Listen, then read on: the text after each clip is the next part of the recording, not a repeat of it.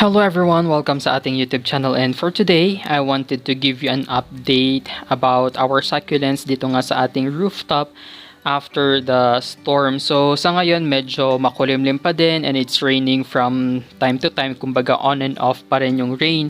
Pero since may roofing tayo, hindi talaga nababasa yung ating mga succulents, pero nung bumabagyo talagang na fully soak yung iba sa kanila kasi nga malakas yung hangin. So I have here yung ating Echeveria Marble Gold, and kung mapapansin niyo talagang mushy na yung kanyang leaves and mabilis siyang matanggal. It's because na overwater siya. So isa yon sa mga reasons kung bakit naglalagas yung dahon ng ating mga succulents. It's because na overwater natin sila or na underwater natin sila. Kaya it's always important na i-check natin yung kanilang soil before we do water them. Ayan. So, yung iba nating mga succulents here, kagaya nitong ating Crispate Beauty, is medyo parang nagiging mushy din yung ibang leaves niya, and I really hope na maka-recover siya in the next coming days to come. So, just imagine na lang kung walang roofing itong ating succulent table, then probably mas madami pang succulents ang na-overwater. And ngayon nga, I just need to simply remove yung mga parang rainwater na nag-collect sa kanilang pinaka-rosette para maiwasan natin na magkaroon tayo ng crown rot, especially na talagang makulimlim ngayon, halos hindi umaaraw dito sa Baguio until now. And napansin ko nga yung isa sa mga succulents natin, we have yung ating Pachyphytum oviferum or the moonstone, talagang literal na naglagas siya na ganyan. And another reason kung bakit naglalagas yung ating mga succulents is probably because of pest. Ayan, so kung may mealybugs dyan or scales, they could be the cause, or possibly rin may diseases siya like root rot or fungal infections. Kaya I'm really checking on my other succulents para pag may nakita tayong pest or fungus, we can immediately isolate them and treat them right away. And in addition, yung ibang reasons kung bakit naglalagas yung ating mga succulents is because of the environment. Like for example, we have the environmental stressors like yung extreme na temperature fluctuations, na mainit sa umaga, then sobrang lamig naman sa hapon or sa gabi.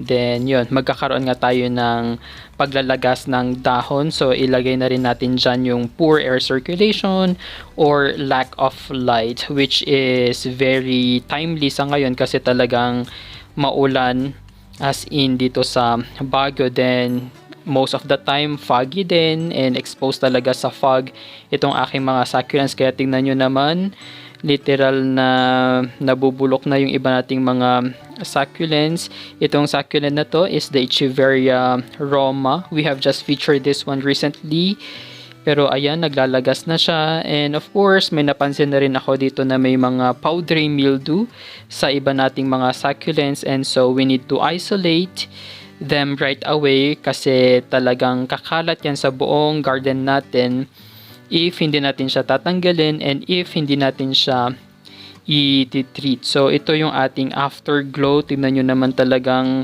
ang daming powdery mildew sa kanyang pinaka-leaves, and this is a result of not checking on them regularly. Kaya ayan, I'll remove it from this area para naman hindi madama yung iba nating mga succulents. Then while checking on my succulents, kanina napansin ko nga na even pala yung ating lawi is medyo may pagkamashi na siya. So hindi lang halata kasi napakakapal ng kanyang farina, pero sa loob pala is talagang nabubulok na siya, and I really hope na makasurvive itong lawi na to, especially na sobrang tagal niya na sa atin and nag-iisa lang itong ating lawi. Kaya we'll try to give you an update next time if makaka-recover ba ito. Meron din tayo dito yung unguiculata na succulent. So malaki siya before, pero right now talagang unti-unti nang naglagas yung kanyang dahon, and may na-realize ako na dapat pala pag magre-repot tayo ng ating mga succulents, yung succulent natin and yung pot natin na gagamitin is just right. So ako kasi pag nagre-repot ako, talagang kahit na maliit pa yung ating succulent, niriripat ko na talaga sila dito sa ating white pots na 6.5 inches in diameter and 4.5 inches in diameter. And so pag talagang nagdilig tayo or na fully soak itong ating buong potting mix, nahihirapan yung ating mga succulents to kumbaga absorb lahat ng tubig and eventually ma-overwater nga sila. Kaya it's best na dapat talagang malalaki na or medyo malalaki na yung mga succulents before ko siya itanim dito nga sa ating pots.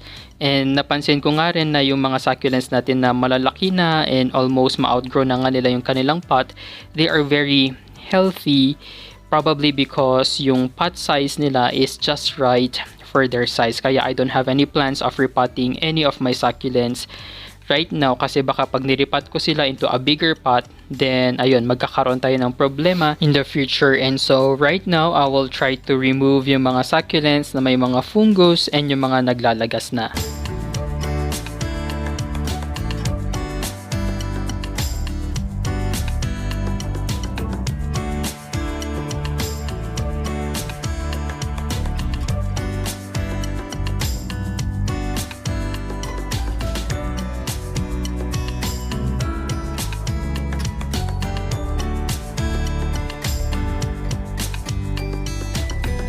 So bali nag-rearrange din ako ng aking mga succulents, making sure na yung mga medyo malalaki na is hindi nila tinatakpan yung mga medyo maliliit na mga succulents, kasi I'm worried about air circulation.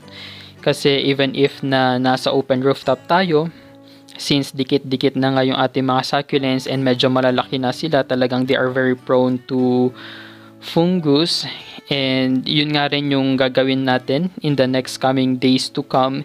Hinihintay ko lang talaga na gumanda yung weather, yung kahit papano umaraw, para we can start applying Turogi Blue sa ating mga succulents. So until now, hindi pa ako nag-spray ng Turogi Blue sa ating mga succulents, kaya talaga yung iba sa kanila nagkakaroon na nga ng fungus. So pag nag-spray tayo ng Turogi Blue dito, expect natin na magkakaroon ng blue stains yung ating mga succulents, but temporary lang naman yung stains na yon. So yung mga parang hindi na natin mai-save or yung mga talagang na fungus na ng mga succulents, hiniwalay ko na sila, lalo na hindi ko pa na-treat itong mga ito. So tingnan natin if makaka-survive sila. If not, then I will just simply throw them away again, kasi ayoko na mahawa yung iba natin mga succulents just because of these few succulents. Ayan, so abangan ninyo yung pag-apply natin ng Turogi Blue contact fungicide sa ating mga succulents. And so that's all for today. Thank you guys for watching. Don't forget to like and subscribe to our YouTube channel. You may also visit our Facebook page at Desert Succulent page.